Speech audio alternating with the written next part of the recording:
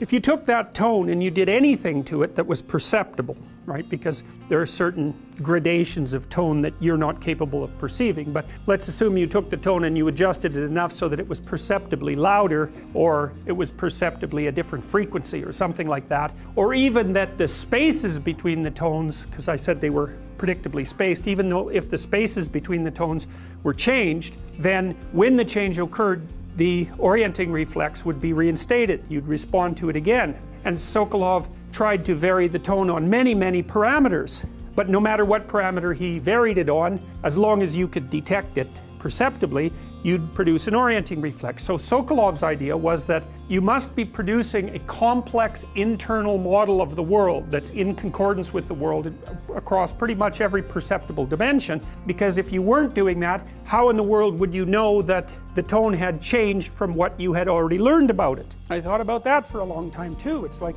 well, you don't get together in a damn mob, because all that does is allow you to be as horrible as you could possibly imagine and suffer from none of the consequences. That's a bad idea. So how about we don't do that? Well, there's a deep idea in the West too. It's like, pick up your damn suffering and bear it and try to be a good person so you don't make it worse. Well, that's a truth, you know. I read a lot about terrible things that people have done to each other. You just cannot even imagine it. So awful. So you don't want to be someone like that. Now, do you have a reason to be? Yes, you have lots of reasons to be. God, there's reasons to be resentful about your existence. Everyone you know is going to die, you know, you too. And there's going to be a fair bit of pain along the way, and lots of it's going to be unfair. It's like, yeah, no wonder you're resentful. It's like, act it out and see what happens. You make everything you're complaining about infinitely worse. There's this idea that hell is a bottomless pit, and that's because no matter how bad it is, some stupid son of a bitch like you could figure out a way to make it a lot worse. I'm really sad to see that people are disenchanted and nihilistic and depressed and anxious and aimless and perverse and vengeful and all of those things. It's terrible. And then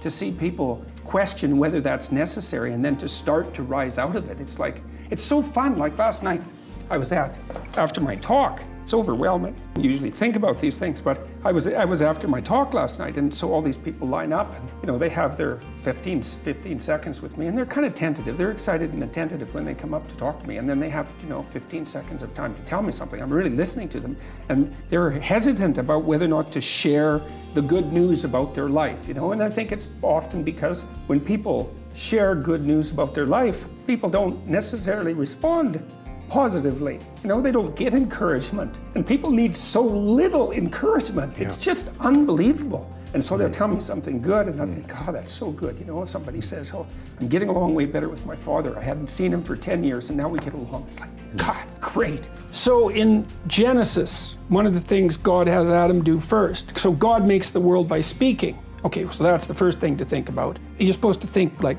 in a sophisticated way about this. The idea is that there's some integral relationship between communication and the structure of being. It's part of the role that consciousness plays in the world, whatever that role is. Language takes the chaos and makes it into things.